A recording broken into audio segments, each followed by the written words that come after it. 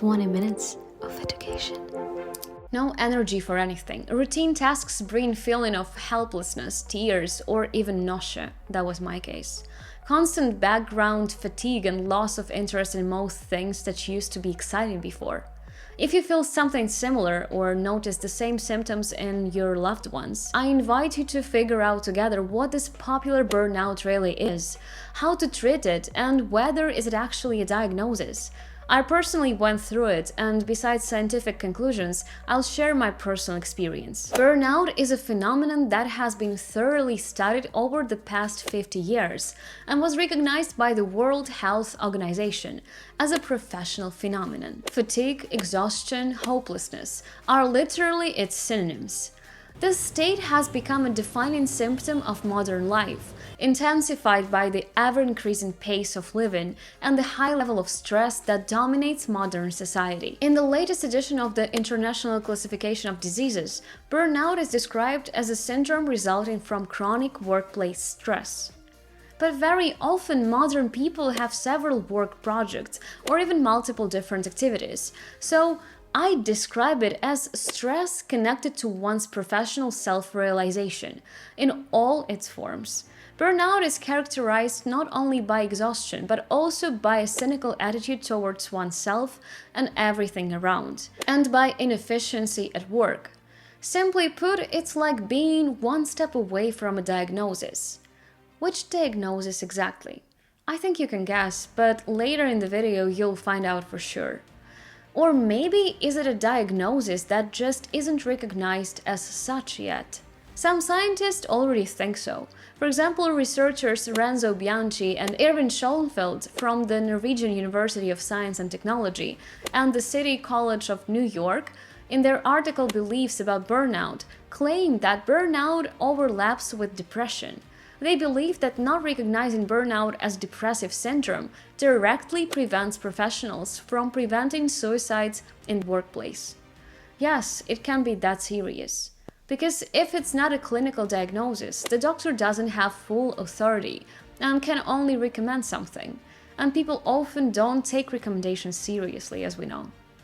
But before we determine whether burnout is depression, let's dive a little into the history of this concept.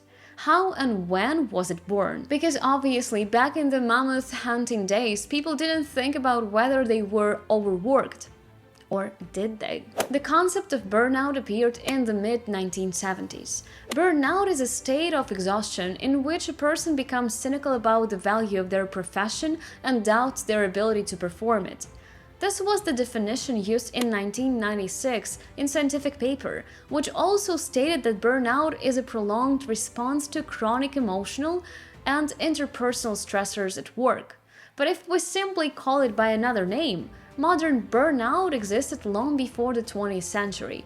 Phenomena such as nervous weakness, described back in 18th century, neurasthenia, described in the 19th century, and burnout, described in the 20th century, can be seen as successive manifestations of melancholic fatigue and depressive states already theorized by physicians of the Hellenic and Roman eras, that is, before our era. If fear and sadness last long, such a state is melancholy, wrote Hippocrates in his book Aphorisms. The Greek physician Hippocrates is considered the first to clinically describe melancholy. But we're talking about burnout, so let's return to it, specifically to professional activity. And if you'd like to see an episode about depression from a scientific point of view, please let me know in the comments. So, ancient people and burnout. In theory, one of their professional activities could be called hunting. And the difference between the mammoth hunters and us is that they experienced very strong but short-term stress. For example, there was a fight with a beast. You didn't die, and you're happy with the feeling of reward in your brain. You're going home to relax. But in the modern world, stress is usually not that adrenaline-filled, but long-term, or even permanent. Many of us live in this constant background tension, and our bodies are biologically not adapted to that. So the body simply can't handle it. The thing is, our human body reacts to different things according to specific nature-ridden scenarios. And to obstacles we can't overcome, we react in predictable ways. And this is confirmed by biological research. Our architecture and biology have, so to speak, one script, which usually boils down to two sets of symptoms: anxious and depressive. So if you go home and the tasks in your head keep hanging there, and you keep solving them in the background without rest or reset, sooner or later anxiety or depression will visit you. And they have no manners, they like to stay long.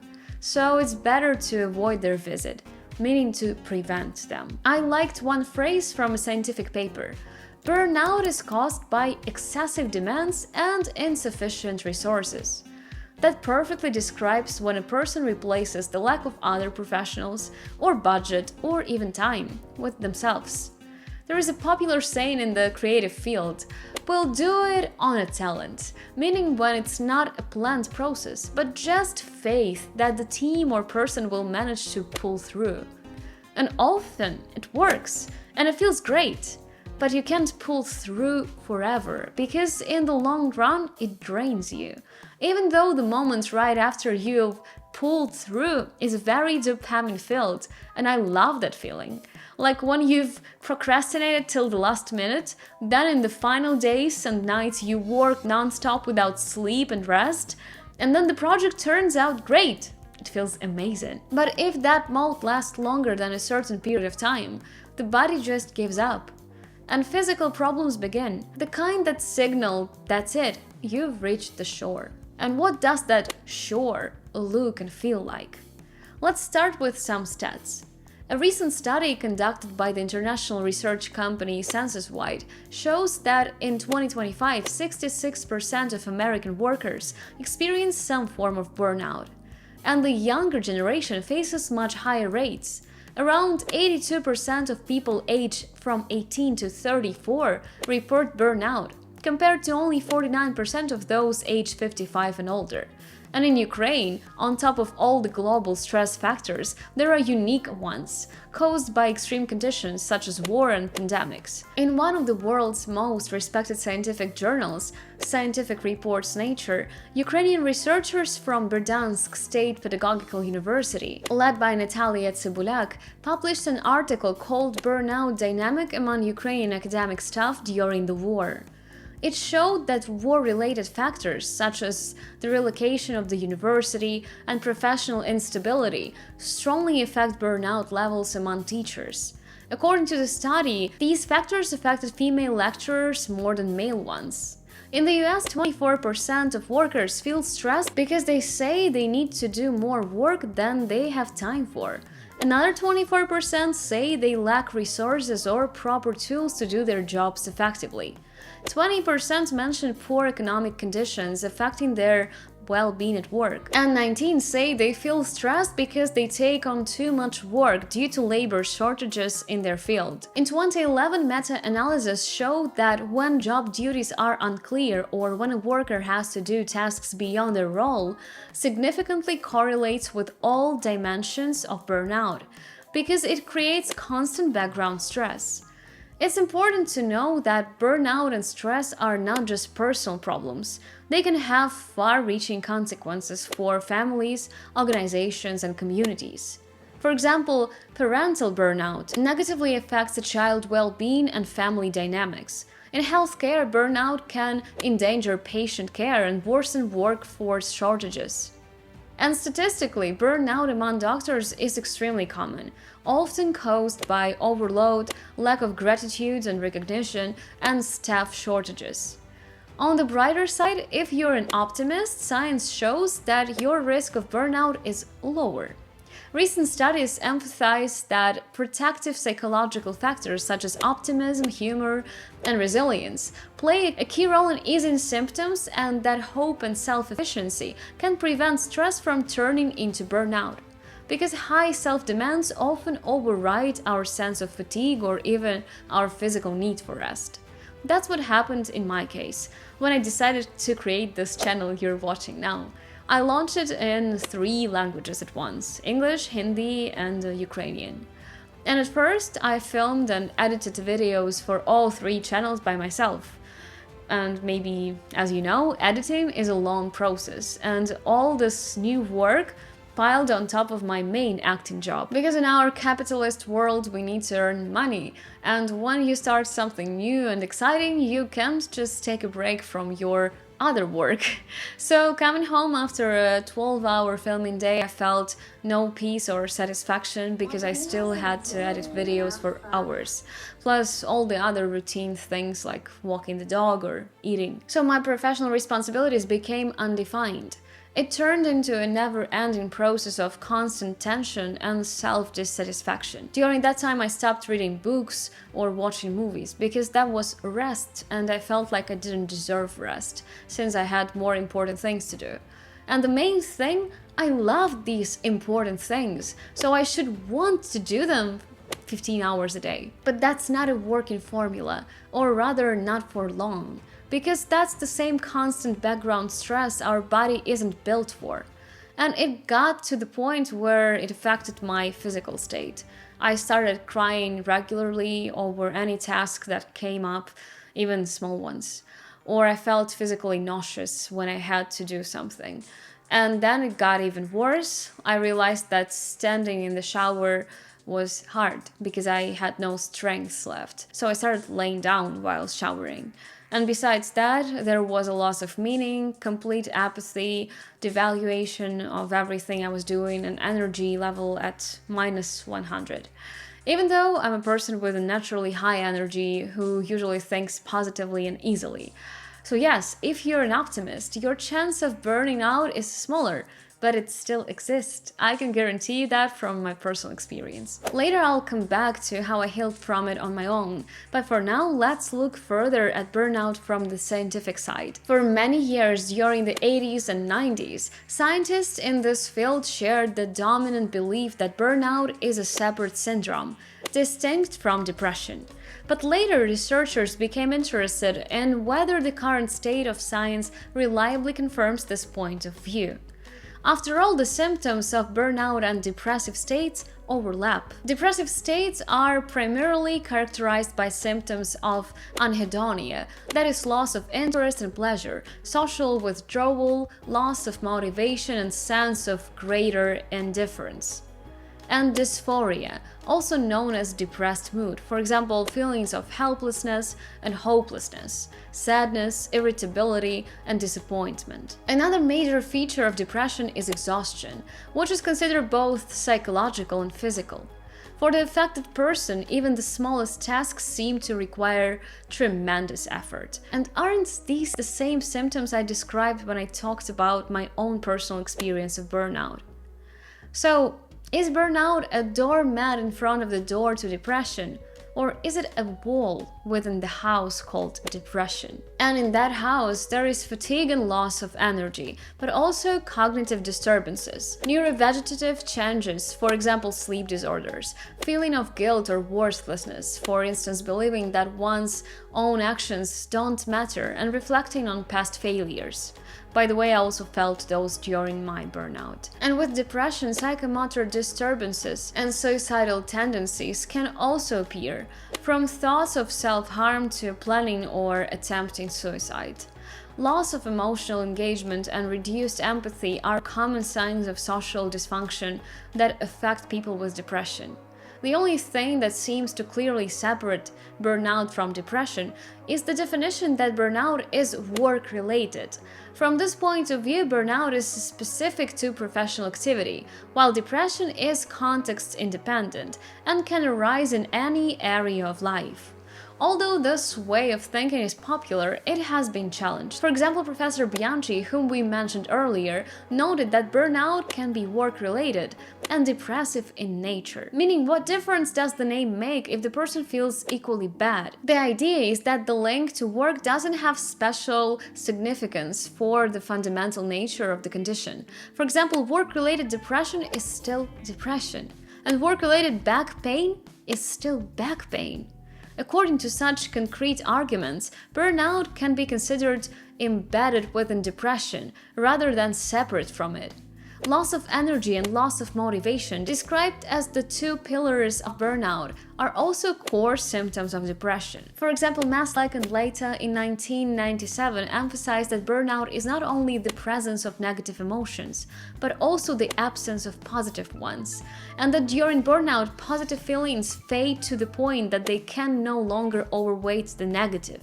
The authors wrote that burnout can have a deadly impact even beyond the destruction of the soul. Schoefele and Ensman in 1998 pointed that above all, the burned out professionals feels helpless, hopeless, and powerless. All of these characteristics, according to the American Psychiatric Association, are signs of depression.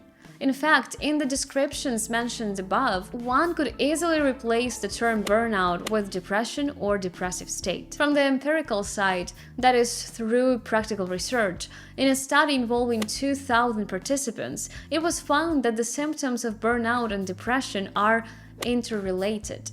The authors concluded that burnout can be used as an equivalent to depressive symptoms in working life.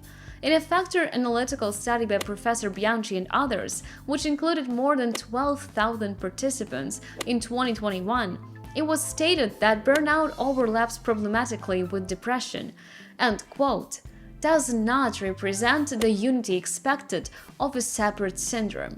And the study was the largest and most complex known study of burnout and depression. Fun fact that the number of studies on depression is decreasing, while the number of studies on burnout is increasing. Therefore, active coping strategies, stress-reducing activities, improving working conditions, and reducing exposure to workplace stressors should be implemented at the early stages of clinical burnout syndrome. Because just as untreated depression can lead to fatal consequences, primarily suicide, so can unresolved work-related stress, if not identified and treated in time, theoretically cause the same tragic outcomes. After all, despite the concept that burnout is a unique work-related phenomenon, it increases suicide rates among doctors and other professionals. And unfortunately, when mental health professionals encourage patients to see themselves as burned out rather than depressed, patients usually don't seek or receive the individualized treatment that could improve their well-being. Because burnout sounds not as serious as depression, but improvement in such states is essential. And it begins by removing the source of the problem, reducing the amount of tension, tasks, and stress. Evidence shows that effective interventions should address both systematic problems, such as excessive workloads and limited resources, and individual factors, by building resilience and teaching stress management. Modern researchers have identified 4 key competencies. First, managing or reducing sources of stress, identifying and softening stress factors. Second, managing thoughts, using cognitive strategies to reframe stressful situations. Third, planning and prevention, proactively organizing tasks to avoid stress. And fourth, practicing relaxation techniques, using methods like mindfulness or breathing experience to manage stress. For healthcare workers, these competencies can be especially important. Planning and prevention may include scheduling breaks to avoid fatigue, while relaxation techniques can help ease acute stress in high-responsibility situations. Institutions should support these practices by offering training programs that emphasize proactive stress management. That means, on a personal level accessible to everyone, it's necessary to lighten your life, to remove at least some of the factors that create that chronic external pressure, and to remember the activities that recharge and fill you. Remember how I said that 6 months before completely burning out, I forbade myself to watch movies and read books because I thought I didn't deserve it. The same, of course, was with painting, which I love, and dancing, and all the hobbies that bring joy. So when I reached that peak point, when I had no energy left for anything, when everything I did professionally seemed meaningless and even made me feel physically sick, that's when I handed over video editing to someone else, stopped all other work for about a week, and just lay in bed surrounded by books, paints, canvas, my laptop with movies, funny shows, music, delicious food, and coffee. And I just did whatever I felt like in the moment. Painted for 20 minutes, then slept for an hour, read for 10 minutes, watched half of a movie, went out for coffee if I had the strength to leave the house, which was far from always. During that time, I slept a lot, and little flashes of energy started to appear. Of course, I immediately tried to do something work-related again, and within minutes, I felt completely exhausted and sad once more. So after that, I didn't trust those little bursts of energy and continued resting. Also removing my phone and social media from my day as much as possible, because at that time, every notification felt like a reason to cry. Because what if it was something related to work or schedules or any other task that would just add more pressure? It seems so primitively simple, just rest. But the truth often lies in the simplest things. Even in the 17th century, the book The Anatomy of Melancholy by English scholar Robert Burton, based on numerous theories and his own experience, that melancholy can be fought with healthy eating, sufficient sleep, music, and meaningful work, as well as talking about the problem with a friend. And by the way, that was considered the most important scientific work of the century. So it's important to identify people experiencing burnout, because that's the first step towards assessing how widespread the problem is, regardless of whether it's defined as syndrome, a disease, or disorder. That's what the Norwegian scientist Bianchi believes, and I completely agree. So track your own state and ask yourself more often, when was the last time I felt joy? Do I have the energy to go to this meeting, or am I just doing this only because I have to?